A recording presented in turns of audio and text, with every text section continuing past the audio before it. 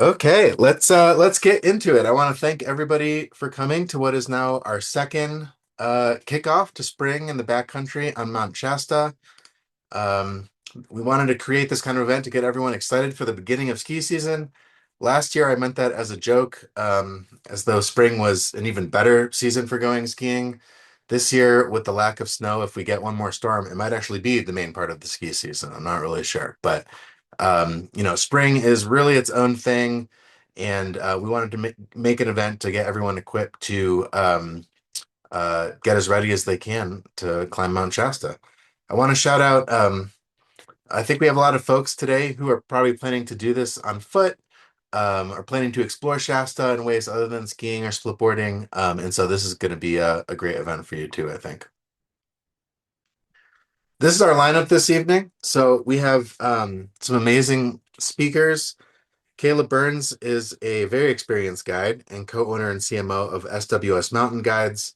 And we have Nick Meyers, forecaster and lead ranger for the Mount Shasta Avalanche Center speaking. We're joined by Casey, who's the executive director of the Friends of MSAC. And then Richard Bothwell and myself are the co-founders of SlabLab. We focus on human factors in the backcountry, and I'll kind of intro us in a little bit, and I'll ask our speakers to do a little deeper intro of themselves when they get going. The purpose of tonight is to support the Mount Shasta Avalanche Center. It's just an incredible not just forecast product, but so much that they do for the community. They make this possible. They run so many great events. And so thank you to everybody who donated as they came into this event. And if you didn't get a chance, we encourage you to hop over and become a member, otherwise support the Shasta Avalanche Center. Casey, do you want to say a few words? Sure. Thank you very much, Daniel, for that.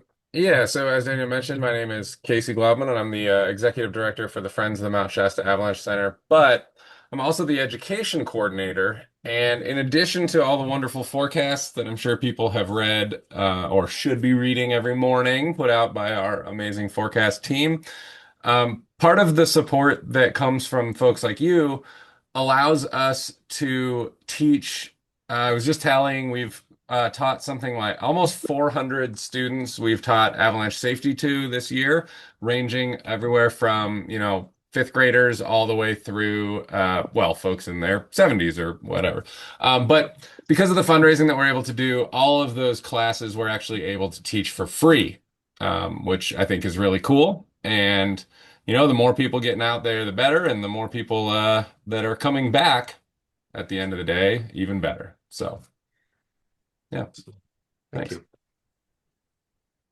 I do want to thank a couple of our other partners. These are actually not sponsors. These are partners that I reached out to because I think that they either do an awesome job or they're great to know about if you are going to tour or climb Shasta. I'll speak to a couple of these, but I want to shout out the Fifth Season. Great shop in Mount Shasta. If you are traveling, you need something done, check them out. And then the bottom right, these are two great Facebook groups. At SlabLab, we run our own community, but we believe more community is more community. And so these are two to have on your radar if you're looking to jump into some Facebook groups around this stuff. I want to call out a couple cool things that are spring and Shasta specific that a couple of these partners do. So, Castball Training provides mountain specific strength and endurance training for all kinds of mountain athletes. And Dane Brinkley, who runs it, is a guide and a trainer and a coach. And he does a lot of that guiding on Shasta. And so he has many things in one that can really help you prepare for Shasta and other alpine objectives. And he offers three ways to learn. So I want to shout out, they have a free training plan if that's the right thing for you, specifically for Mount Shasta, and then a self-guided training plan. And then if you want to go fully individualized coaching with Dane, that's pretty awesome. Hey Daniel, the slide deck is not advancing. Oh, what are you looking at? We just got, oh, now something just changed.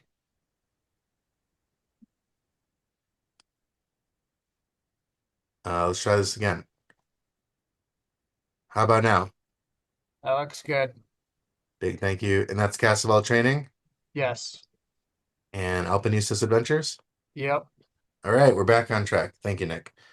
Um, So Alpinistas Adventures is the only female-led, female-operated guide service in the Sierra Nevada. They do skiing, backpacking, rock climbing for women. They also do international treks like Kilimanjaro and Everest Base Camp. And they do exclusive women's Shasta events, often in partnership with SWS Mountain Guides. So that is a really cool organization to check out. They were generous enough to offer for folks coming to this event 25% off. It's good through Sunday. So they have their gear section of their website at thealpinistas.com, and you can get 25% off of safety gear and backpacks. So thank you for that, Alpinistas. And finally, I reached out to Onyx because they are really they've have put together a bunch of features that are great for spring as well as being really an awesome infield companion. In particular, their aspect and sun shading overlays are really great, and I've been impressed with how much they brought offline, including 3D and lidar layers. And they're probably doing the most that I'm aware of, which may not be everything, but the most I'm aware of to bring eights, the Avalanche Terrain Exposure Scale, to the United States from Canada, and they bring great content in. So they're also offering 60% off of their elite and premium tiers to folks at this meeting. Um, so use the code SlabLab60 for that. And so yeah, want to thank all our partners. Um, myself, I'm Daniel. I'm one of the co-founders of SlabLab, and we really founded SlabLab 5 years ago now because most accidents happen because of human factors, actually, not so much a lack of snow knowledge. And we didn't feel like there was enough out there to make working on your teamwork and your human factor related skills tangible. And so we started with research. We put out a bunch of free teamwork and communication focused research each year. Our latest work this past season was actually working with NWAC on their Avi app. That's not up yet. And then we take all that and we create some free resources. So within the week here, we kind of give you one website where you can see the status of all of the roads up and down California and whether they're open or not, the popular roads for accessing backcountry. Obviously, this Shasta Avalanche Center does an amazing job talking about all their trailheads, and we simply kind of put the other ones in one place. Number of other free resources. And then we do run, in my humble opinion, the best online backcountry community that's out there. If you choose Shasta when you sign up, it's free. And it's because we started with teamwork in mind and the importance of teamwork to like having more fun days and safety. It's a lot deeper than sort of just what you might expect. So it is a great way to connect on the important stuff for partners, share conditions and updates. We just had our last workshop for the season last night, but you can see all the recordings on a bunch of different interactive skill building workshops, and you can get partner discounts if you sign up as a member. Again, free for Shasta, and we found in past years it's a great place to connect with folks going up there, either for partners or for sharing conditions. I forgot to mention at the outset, when we're done with our two talks and Q&A, if you want to stick around, I am going to lightly facilitate a little speed meeting. So if you are looking for partners or just other folks that are going to be up there that you want to share conditions with, know somebody else who's going to be up there, we're going to do a little breakout room thing at the end here. So please do stick around for that if you can. We got two more similar events coming up on March next week with the CAIC in Colorado, and then early April with NWAC for the Pacific Northwest. So both of those will have some terrain specific or region specific information and additional great there's a lot of learning to be had in terms of just spring travel as well in those events. So check those out. Hey guys, Um, me again. With that, I'm gonna turn it Want over your happy to birthday? Caleb to get right into it. All right. Cool. Thanks, Daniel. Let me see if I can share my screen really quick.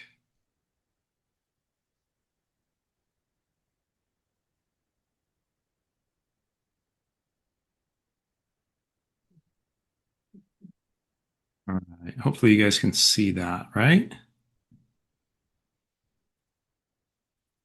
Yes? Thumb? Yeah, it's up Sorry, now. wasn't Yeah. awesome. Cool. So yeah, my name is Caleb. I'm a co-owner of SWS Mountain Guides. We're one of four now locally owned or locally operated guiding companies inside Mount Shasta or in the city of Mount Shasta. I guide personally up in Washington, down in California, and then I also guide internationally. I teach recreational avalanche courses, professional avalanche courses. I'm on the board of advisors for the Central Oregon Community College and their outdoor leadership program. And then I've been personally involved with search and rescue for just over 13 years now. So I try to come at these things with a pretty good background. And the way that, SWS guides is really primarily focused around education. We really want to help our guests grow and be able to continue their climbing career, whatever that looks like, whether it's climbing, skiing, just recreating locally. But we really look at it from an educational standpoint.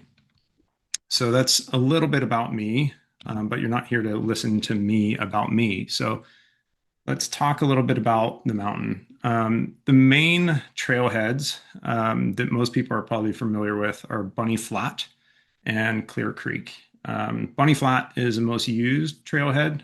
It's open year round. It is paved all the way to the trailhead, and it is plowed generally in the winter. Thanks, Casey, for all the work that you've done on that. Pretty awesome. Clear Creek, it has its challenges. I would not take just low clearance two-wheel drive vehicle up there, especially in the last couple of years. It's seen more use. So a better clearance vehicle is highly encouraged on that. And then if you're looking for the more technical routes, it's generally going to be on the Northgate Trailhead or Brewer Creek Trailhead. Those are where you're going to access more of the glaciated routes like the Hotland Glacier or Wintun Glacier. And then just for a little bit of orientation, you've got the ski resort down there just south of the mountain, and then town just kind of southwest of the mountain as well.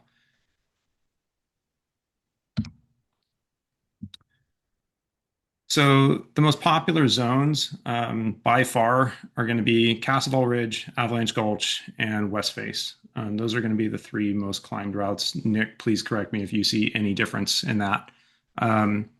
Once we start working over towards the north and the east sides, those are more technical, like I said, glaciated routes. So they do tend to see lower traffic. Super beautiful, amazing day hikes. Really good if you just want to go out and actually have a different perspective of the mountain. 4th of July is basically deserted generally over in the Hotland area. It's pretty quiet, which is pretty amazing. Avalanche Gulch definitely sees by far, I think, the most traffic of any route on the mountain. And then Clear Creek, kind of in the later season, definitely starts to see a ramp up as well. The two routes that I really wanted to kind of discuss with you guys are Avalanche Gulch and West Face. Probably the two most sought after early season ski routes. I think they're prime right now. Avalanche Gulch definitely has the easiest access and the easiest exit options. So easy to get into, easy to get out of. The downside is because of that access, you definitely see more people over there. And I see more overhead hazard there. There's more rock fall, more people, falling objects, et cetera, et cetera. Whereas West Face, we tend to have fewer people. It tends to be a more consistent grade as far as just incline throughout the entire way. There's some amazing skiing over there and really good ski options as well. The downside is it's a longer approach to get out there, and it's harder to access some of those ski options and definitely to exit if you need to make a quick exit. So kind of looking at the two routes, the blue line there, that's your classic Avalanche Gulch climb. And then the red line is your West Face climb. So they both start out at Bunny Flat, and they pretty much split right there around Horse Camp. Avalanche Gulch, it just goes up essentially through that gulch or that kind of channel. Most people would end up camping typically right around Helen Lake. If not there, typically they'll camp down around Horse Camp. It's really nice for a day trip if you want to actually just put a ski out. There's some really good options out there if you don't actually want to go to the upper elevations as well. West Face, on the other hand, it's a pretty good traverse before you actually get into any elevation and actually start to see any ski options. So once we actually get into the route, the photo on the left, that's kind of looking up from Hidden Valley. A little later season, west face kind of follows this very subtle kind of gully feature on the actual west face of the mountain itself. It skis really, really well. Early season, that is one of my favorite lines on the mountain. Whereas Avalanche Gulch over on the right, it starts out fairly mellow and then it just gradually gets steeper and steeper up to the red banks, and then it kind of peters out again. Below the red banks is generally where we see the most hazard as far as rockfall, icefall, falling objects, all sorts of different things. It is a really good ski line, but there are some objective hazards to it as well, just because of the nature of the actual terrain features there. And it is a pretty steep line. So there's not really a whole lot of options outside of just skiing steep lines once you're up in those upper elevations in the gulch. And if you haven't been to Horse Camp or the Sierra Club, this is a cabin kind of, this was, I think, 2 years ago, kind of late season, right at the end of the melt. That's looking up at Avalanche Gulch from the cabin as well. And then you have Castleville Ridge, which is that prominent rocky ridge line on the left. It's a really great spot. There's running water, there's restrooms. It is privately owned, so definitely take care of it. There's some really protected areas there, beautiful wildflowers in the spring. They do have caretakers there that have a ton of information about the area, but definitely we're really fortunate that they let us cross through that. And they do accept donations. So if you're going through there, maybe give them a few bucks just to say thanks. It goes a long ways. Those toilets are cared for by them. And they're definitely probably the nicest wilderness toilets out there. So let's talk a little bit about timing. If you're looking at skiing, your timing is going to be a little bit different than climbing.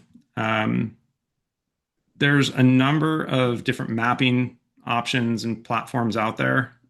There's some really useful things to them, such as terrain shading, which most people know about. Timing is one of those things that you can use those mapping tools for to look at kind of when the solar input's going to happen. So what I did is I personally like CalTopo for a number of different reasons, but I extracted a map and threw it onto Google Earth. So if we want to look at timing, for these two routes, this is through Google Earth. This would be at 7:30, what's being lit up by the sun. And this would be as of tomorrow. So you can actually change the date and change the time to actually get that solar input and kind of start to see what the sun would actually light up and when. And if we move on to 9:30, you can see there's considerable more sunlight. There's a lot more terrain that's being hit.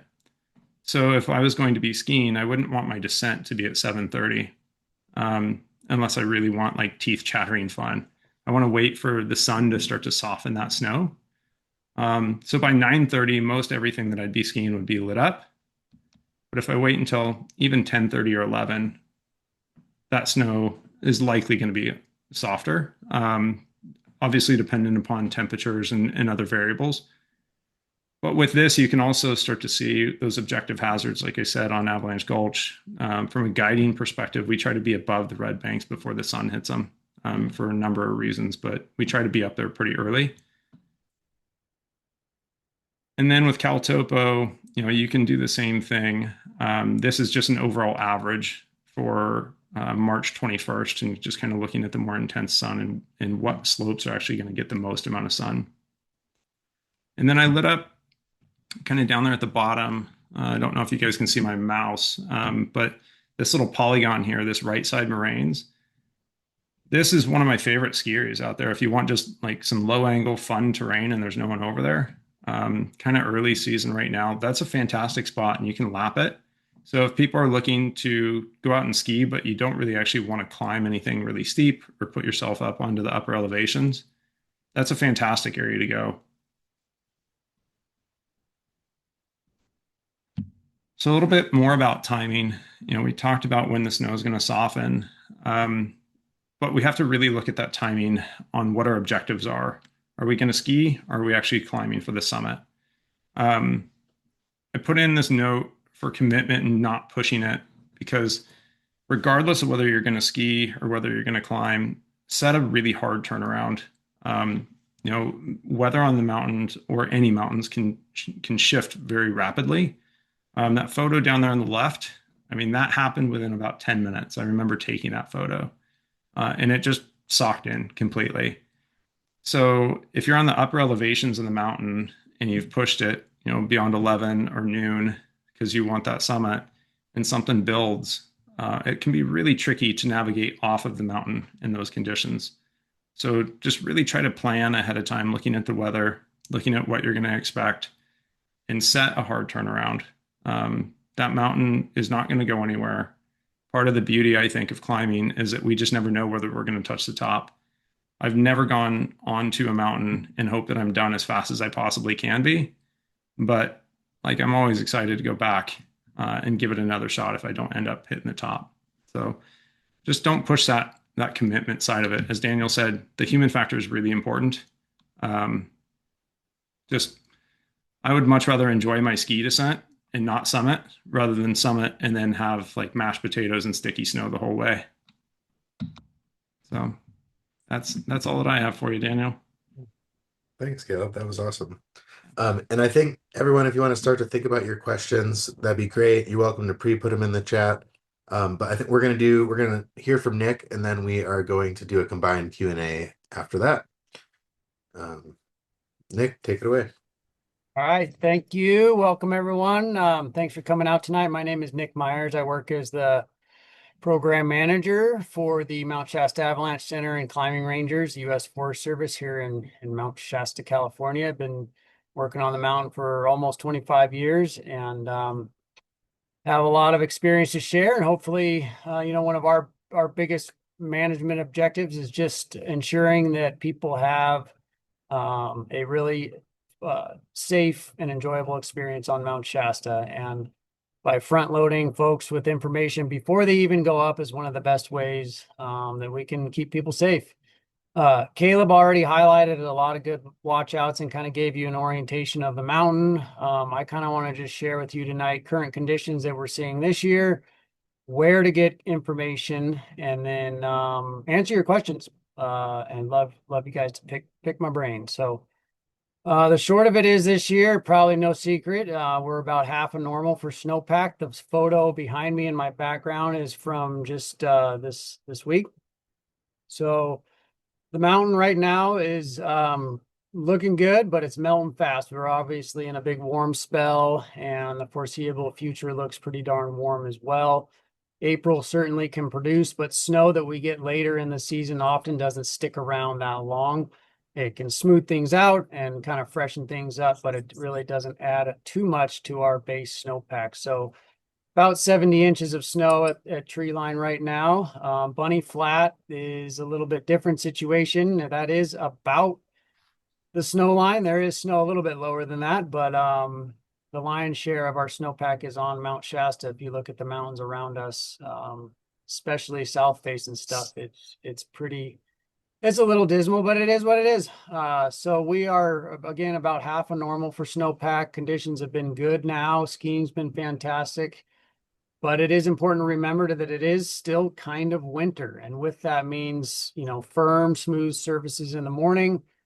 Slide for life, knowing how to use that ice axe and crampons is absolutely paramount. The entire lower half of the mountain is pretty darn safe, but as soon as you start to get up near the Heart, Red Banks, and above onto that upper mountain, that's when the rubber meets the road. And as I always like to say, there are moments in mountaineering when one must not fall. And we really want to encourage people to get good information. There's a ton of information out there. If you're prepping for your trip and you're learning about stuff through the comment section of some thread, this or that, you might want to consider getting some more information or different information. What you might hear from, an expert's report of their climb might be different from a beginner's report of their climb. And so with that, of course, I'm biased, but our website, shastaavalanche.org, is one of the best places to get current, accurate information on Mount Shasta. And hopefully you can see my screen now. Should be our homepage, shastaavalanche.org. You guys seeing that? Good, right on.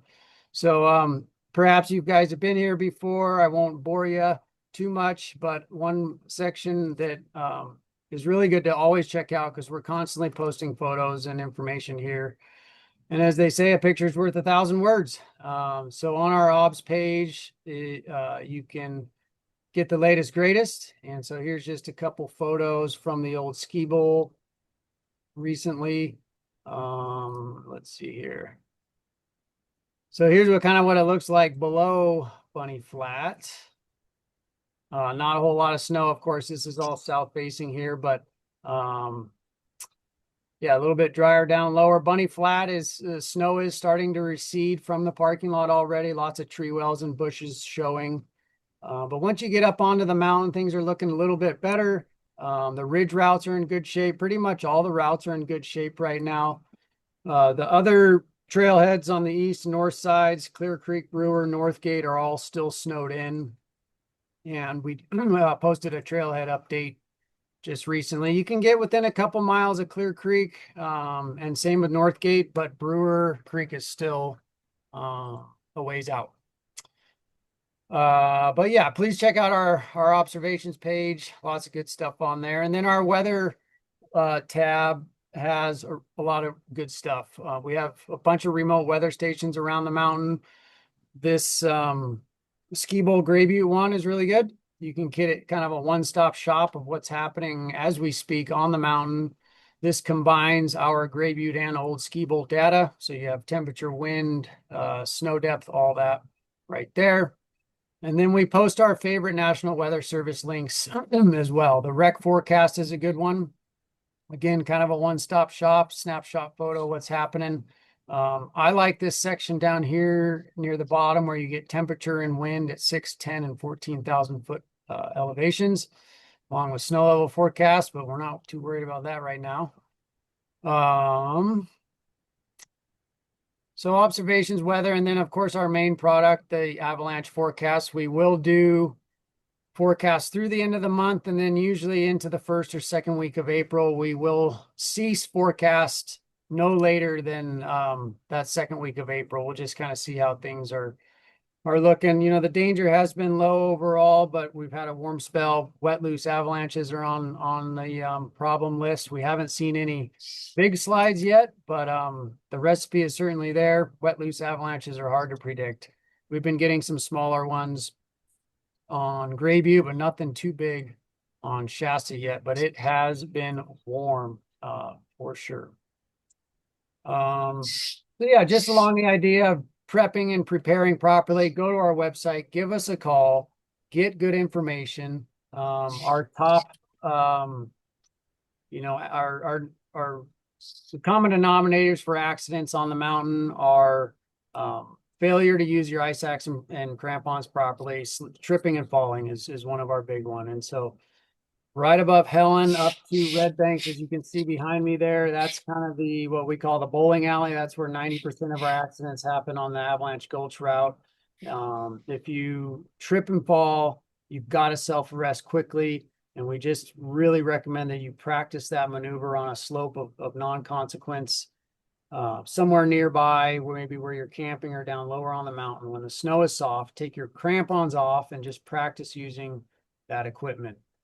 We never want to discourage a grand adventure. We just want to encourage you to go about it properly. Start at the shallow end of the pool and just work up to stuff before you get in over your head.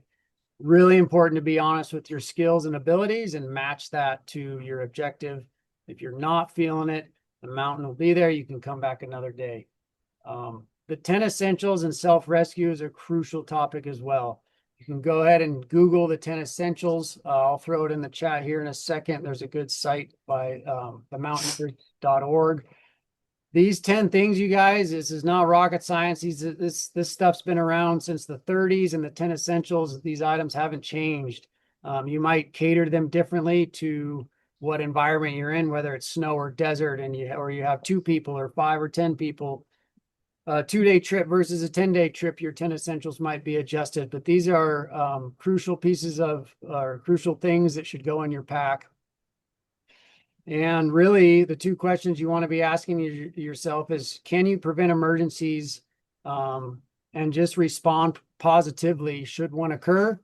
And, are you prepared to potentially spend a night out? It may not, these 10 essentials might not make for the most amazing night out, but it can be a survivable one. So like a little bivy sack, even those cheap little foil emergency blankets that you keep in the glove box of your car, those darn things work. And also, like, you might need rescue. That's fine. Rescue will come, may not always come right when you want it. So you need to be able to sustain somewhere, stay warm, and consider positioning yourself in a good spot to hang out for a bit. Don't just hang right in the gut of the gulch where ice fall is pelting you all night long. Get somewhere that makes it easy for rescue to get to you. The lower you can get on the mountain, the sooner the rescue teams can get to you. So 10 essentials crucial. Playing that what if game. What if this happens? What am I going to do? Current hazards right now are mainly just slips and falls on smooth snow in the morning. Even though it's warm out, the snow can still be hard and firm up higher on the mountain. And we haven't had too big of a problem with visibility. Sometimes people get lost. They climb into a whiteout and get disoriented and will wander off the wrong side of the mountain, especially when you get up to above red banks. If it whites out and you don't know which way to go, you can easily descend the completely wrong side of the mountain where there's glaciers, and it really can be a mess and a long search. So carry navigation tools, whether it's your phone or whatever you're using, carry that stuff, know how to use it. Spare batteries, all the business. You guys know the drill, hopefully. Again, use this for a resource. Our emails and phone numbers are on our website. Call us, we'll help you plan. Check out all our information, and thanks for being here, and love to answer questions whenever that's appropriate. Amazing. Thank you, Nick. We have a bunch in the chat. Casey is doing an impressive job of keeping up with them. I'm going to mention some of them here that you touched on, some of them, and some you didn't, just for our friends on YouTube later. And if you want to add anything to what Casey was sharing, but I'm going to combine two. The first one is, are we seeing May-like conditions early and hazards that go along with that earlier than expected? And somebody asked, I've heard mid-June is the best time for climbing Avalanche Gulch. If looking to avoid rockfall, is May or maybe even April a better time to go up this year? Yeah, I would say earlier the better this year. I mean, we're a month ahead or even more of schedule. Caleb, chime in here, Casey. So the sooner the better. May, typically mid-April is right when we're starting to get going, and then May and June is prime time. But right now is good. That said, it is still kind of winter. I mean, March, miracle March, like, it's a thing. Sometimes it can totally dump. We've had powder days in April even. So again, things can change, but as we're seeing it now, we're way ahead of schedule, and the sooner the better. So it's a little tough to say how May and June will be, but I think up higher might still be decent, but you're definitely going to be not going to be skiing to your car door to Bunny Flat like you are now. How is cell reception on the mountain? Any commentary there? Cell reception is good. Yeah, I threw in the comment like CalTopo. I think Onyx has coverage layers, which are fairly good. My experience, Verizon is probably the best coverage as of last year. We'll see. That can change on any given day. But there are resources to actually check that coverage, which are pretty good. Most people in the last few years, whether you have Verizon, T-Mobile, or AT&T, like there are dead spots on the mountain, but for the most part, you'll have coverage in some areas. Yeah, south side's pretty good. North side's spotty. East side's poor. But on the south side routes, it's decent. But I would pre-download your maps. Don't rely on cell service to be getting navigation information. Like you can stand on the moraine of Helen Lake and have good cell service and literally walk off the snowdrift down not 20 vertical feet and have no cell service. So it is a little funky sometimes, but generally you can get out and definitely send a text. And 911, if you guys need help, 911 is the word, is the way. It seems like some of the weather stations have snow depth and others don't. Is there a good one that is kind of like the go-to for pre-ski review? Old Ski Bowl. Yeah, that's our snow depth sensor on the mountain. And then we have one at Castle Lake on the west side of the interstate, as well as Mount Eddy. But on the mountain, Old Ski Bowl, there is one at Sand Flat as well, which is just a tad below Blank Flat. Caleb, you're introducing the west face. Is there a route that you recommend for descending it? And is there any option to cross over Castle Ridge back into Avalanche Gulch to avoid skinning out?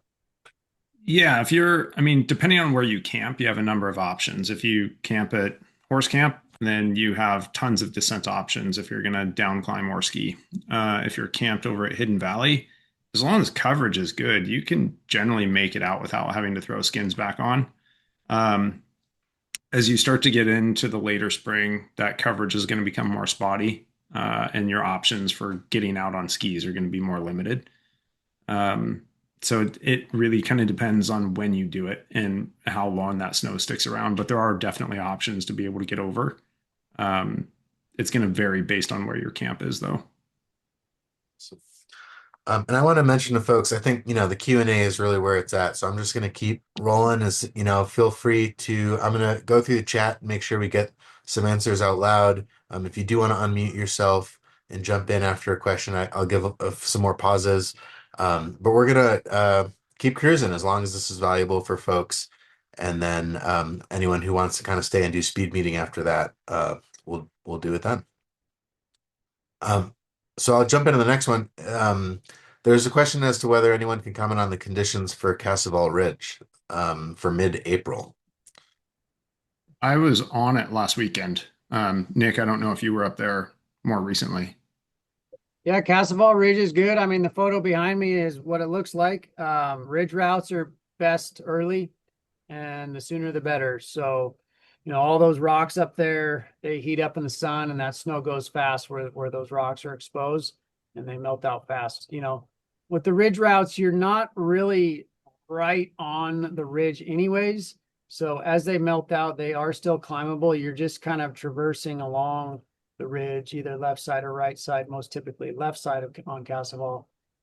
So as they melt, they're still climbable. You may just have to dip down here and there if you want to avoid loose rock sections.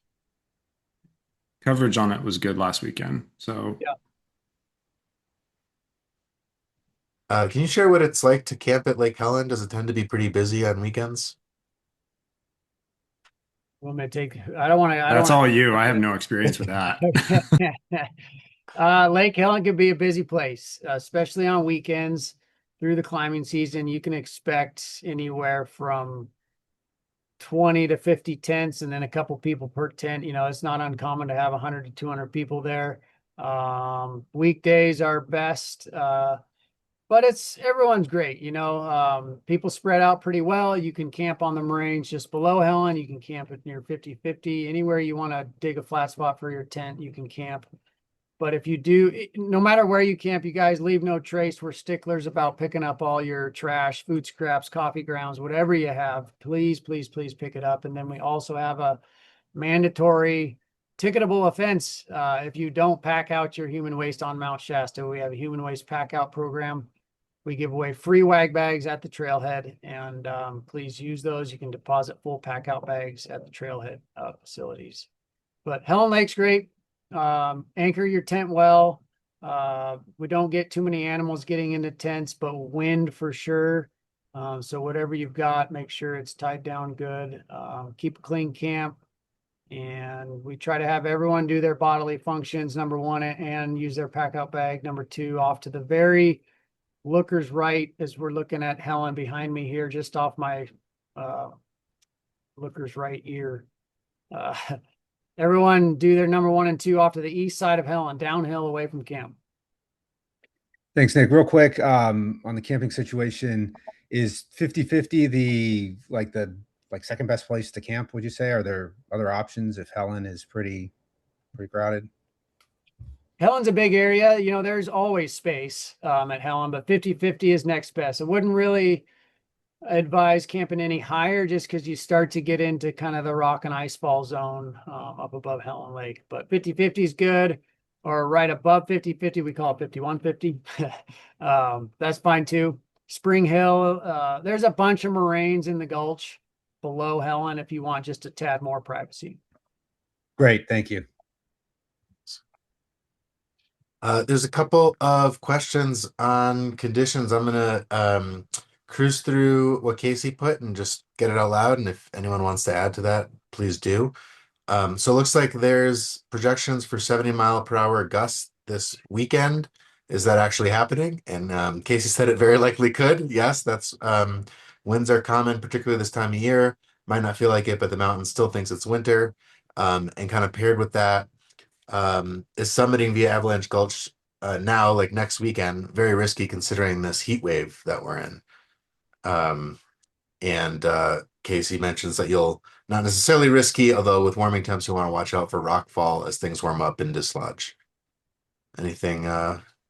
Yeah, and rime ice as well. We get a lot of rime ice coming off the rocks and falling down on the climbers below. All that hazard is in between Helen Lake and Red Banks. So, you know, you can hang out at Helen and sort of assess things and see how you feel. But definitely climbing and descending early can help mitigate some of those hazards. And as far as the wind goes, oftentimes the National Weather Service point forecasts overestimate wind. Nonetheless, if it says 70, even half of that is still pretty darn windy. 30 miles an hour will make it hard to walk. You might not feel it much when you're down in the gulch in some of these lower lying areas. Any of the ridge routes, you're likely to feel it more, especially once you get up above Red Banks and Misery Hill. Definitely going to be feeling the wind. One note on Red Banks, you guys, Red Banks is not almost the top of the mountain. It's 12,500 feet. You still have got a good ways to go. So it's a good spot to like check in with your group. What time is it? How are we feeling? What's the weather like? Should we commit to the upper mountain before we continue on? So thanks for that question, by the way, Kyle. Anyone have one they want to unmute and jump in? Otherwise, I'll keep playing operator here. All right. Is it possible to go up Avalanche Gulch and descend from West Face or on West Face? Yeah, Totally. Yes. again, just depending on where you camp. I mean, if you camp at Helen, you have two options: either carry your entire camp up and back down, or if you come down West Face and you get to go back up and retrieve it. But if you camp down at Horse Camp, yeah, it gives you a number of options on your descent.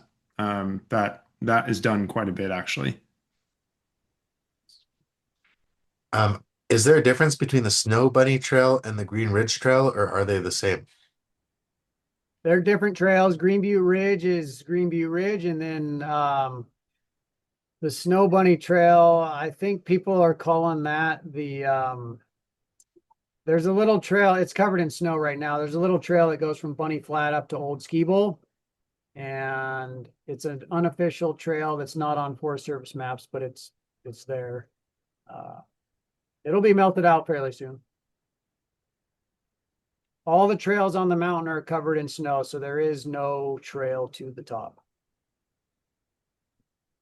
Even when it melts out, there's no trail to the top. How early do most people start for a single-day summit and ski descent of Avalanche Gulch from Bunny Flat in late April, early May? And Casey adds that that is very fitness dependent. But is there anything that you three would like to add to that? Well, for someone who's in good shape, we usually say about 6 to 8 hours one way from Bunny Flat to the top.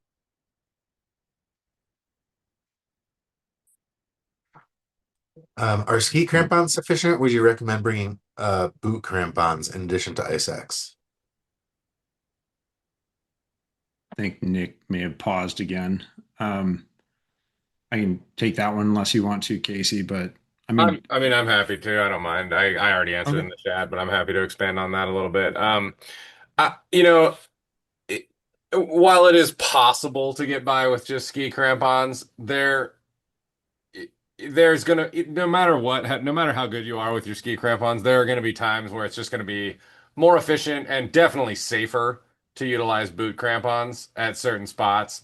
It gets real steep in certain areas, and having the ability to switch to boot crampons. And then somebody else actually mentioned this, and this is kind of a good point. When you are thinking about boot crampons, or like when you are putting on your crampons, the time to do it is before it gets real steep, not when you get to the point where it's very steep. Like you're looking up at something and you're thinking, oh, I'm probably going to want them halfway up that. Just put them on when you're in that comfortable spot, you know?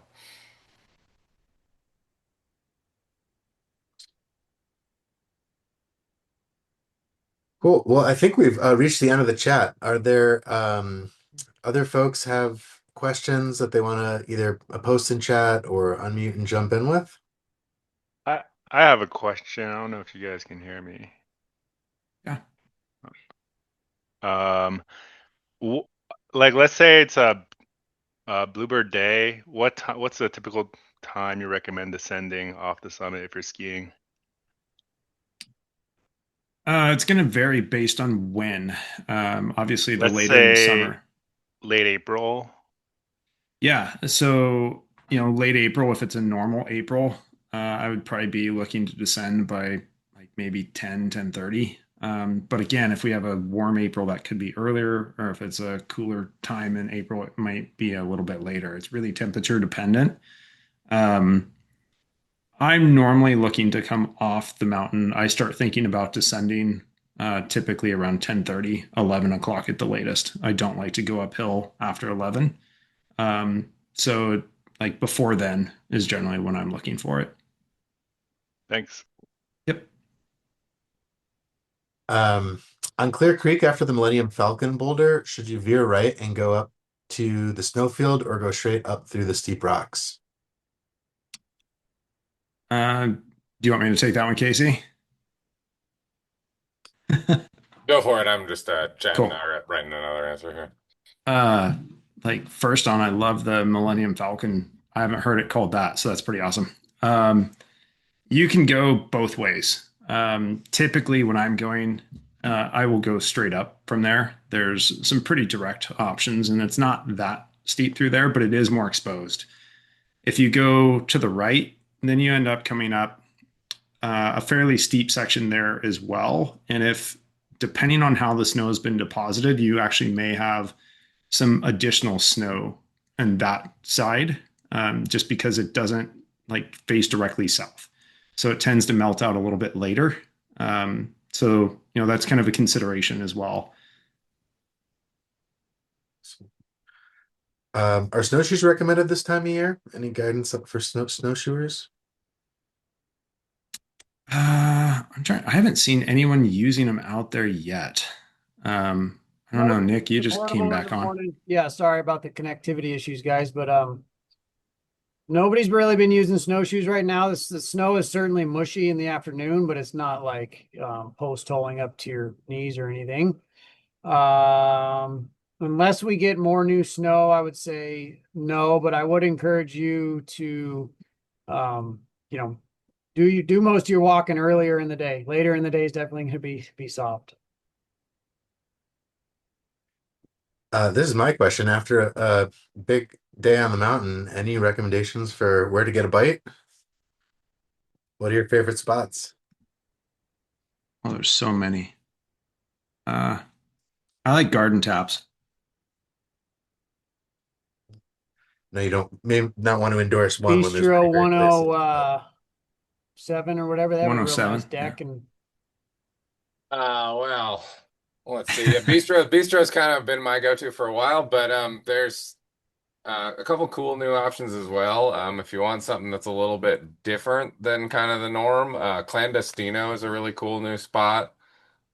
He's doing these really good paninis now, and he's got like a whole sort of like Spanish wine bar going on in there that's pretty fun. I've been enjoying that spot. can't believe nobody has asked that before me. Would you recommend a four-season tent for Helen Lake? I would. Yeah. Winds can just ramp up too fast. I've seen many tents get shredded lower down from there.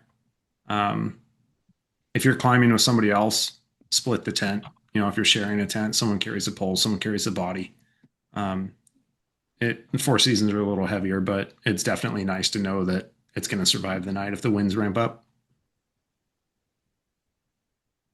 For mid-April, would Creek route or the east face be a better skiing option than a west face or heavy route?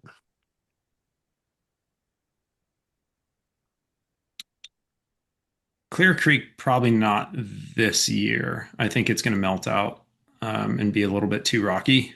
Um, the east side could be really good skiing, but the exit is going to be tricky. Like Nick said, Brewer Creek is still a ways out.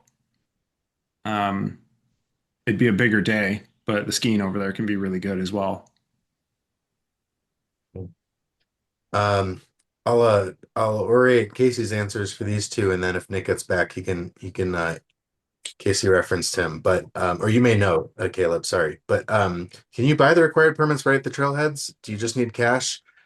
Casey knows that you can buy them at Bunny Flat, but wasn't sure about the other trailheads. I don't know if you can. That's it, because we have them down for our guests when we start, so I haven't had to pick one up there. I don't know. Okay. Are horse camp bathrooms still a ways out?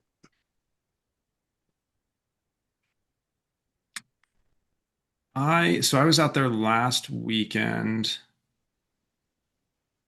With this week, I don't know. It's up to the Sierra Hut Club and when they open them. I don't expect them to be too far out though, based on just the temperatures that we're seeing and kind of how fast they typically get them open. Um, yeah, I can't say for sure, but I bet that probably by April they're open at the current rate, anyways. What's the best resource to use? I'm sorry, Casey, were you going to jump in?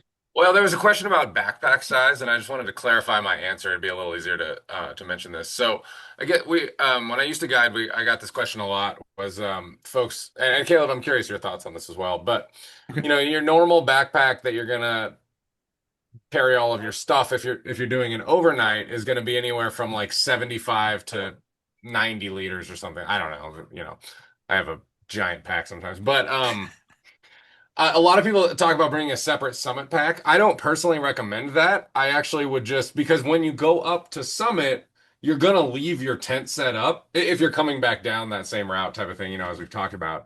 So you're just gonna leave that in there with your sleeping stuff, and your cooking stuff likely just in there. And I just use the same backpack, but you know, a good backpack, they're gonna be able to cinch down the sides of it and they're pretty comfortable. I personally find that the added weight from like a separate summit pack to just be not worth it. Caleb, I don't know. You're Yeah, no, I totally second that. It's a very common question that we get. Just take one backpack. My recommendation is, 75 liters tends to be best. If you have gear that doesn't pack down super small, then maybe you want something a little bit bigger. But I I advise caution on having more than enough space because people tend to fill it if they have the extra space. Uh, but just take one backpack. You'll be happy not to carry the extra weight. Cool. And kind of along those lines, someone just asked if you recommend taking two pair of boots, one pair for the walk to Helen Lake, and one pair for the summit push. In case he said, definitely not this time of year, mountaineering boots the whole way. Anything you two want to add? Yeah, no, I would second that. I look at the reward. If I was going to be on, rock the entire way to Helen, if there was no snow, then I would then start thinking approach shoes, just for the comfort. But if I'm on snow within 100 yards of the trailhead, my mountaineering boots are all that I'm taking. If I take any other shoes, it might be flip-flops, and that would be about it. Any advice on how much water to carry? Casey, I'd be curious on your input on this too, because I Sure. tend to be a camel. I don't drink nearly enough water out there. Well, don't take that advice. Do drink enough water. Don't No, listen to yeah, Caleb for on sure, that. for sure. No, it's definitely a thing. I recommend 8 ounces of water every hour. Yeah, I was for gonna say people. 2 to 3 liters. What is a pretty good amount. One note on that, or two notes rather, I guess. Uh, don't bring a camelback, um, because camelbacks are great, but you've got sharp objects in your backpack. Your crampons, you might think that you wrapped them up properly, but it's 1 in the morning when you're starting your summit push and you're not thinking. You throw them in your bag, you pop that camelback, you get your down jacket wet. Great. The other thing too is if you've got that hose and you're just sucking on that hose all day, it's very easy to run out of water, and that does become a real hazard up there. So just hard water, or real water bottles, hard water bottles. And then the other thing, put the water bottles inside. Stuff goes in the pack. You don't want that. That water bottle will turn into a missile on a 38-degree slope pretty quick. Cool. I think we have time for just one or two more, and then we'll wrap up. I think we've had some generous offers from these folks to just reach out with additional questions. So we'll just do one or two more if that works for everyone. Cool. Would somebody mind talking about how the permit system works, and would it be good to get permits before a good weather window? Nick is back just in time. Yeah. Yeah. So permits you can get at the trailhead.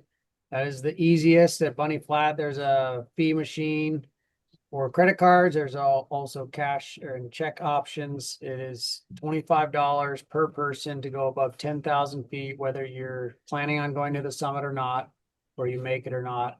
And then a wilderness permit can be filled out for the group, and then pack out bags. So wilderness permit, summit pass, pack out bags, all available at Bunny Flat, also available at the ranger station, all other trailheads, and at the Mount Shasta Ranger Station.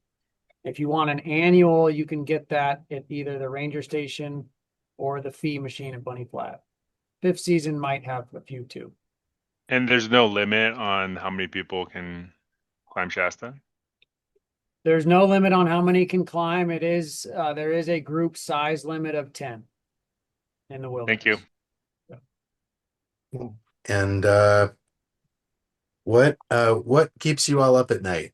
Anything when it comes to recreationalists going up, and any last messages you'd like to reiterate for the group? I can go first on this if you guys want. Sure, go for it. I've got a lot of things that keep me up at night.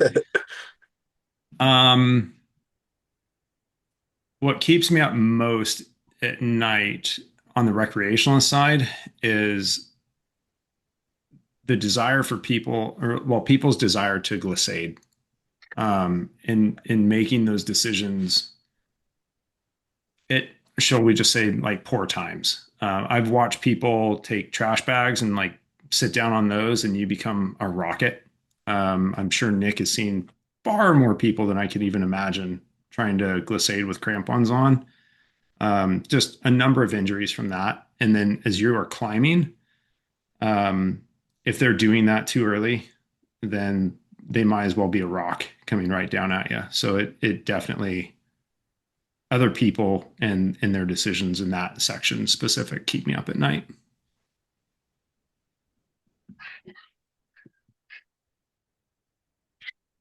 I'm going to let Casey and Nick go because I could go for an hour on that. Sorry, I'm just answering the question here. I'm a pretty good sleeper, but slips and falls are our number one thing that that makes my phone ring when people call and need help. So just again, making sure folks are prepared properly. And somebody just asked where the best resources for getting good information. And as mentioned already, it's our website, our observations, our photos. We update that thing constantly. We put photos constantly on there. That is the best place for information. All right. With that, I want to thank you all again. Thank everyone for the great questions. These, again, generous offers to keep answering them. So reach out if you need have further questions. And we are gonna call it there, and we're gonna move to our speed meeting portion of the night. I want to thank our partners once again that helped us get the word out and bring in some great discounts and stuff. I will get this recording up on YouTube, and at that time, I'll just email everyone. There'll be a short feedback form. Let us know how we can improve this, and I'll share those discount codes in there as well. And thank you very much. Let me throw up some slides, and we're gonna move to some speed meeting. Real quick, one last plug. If you are in the Mount Shasta area this weekend, we are hosting the Backcountry Film Festival. I just threw a link up there in the chat, so we'd love to see you guys there.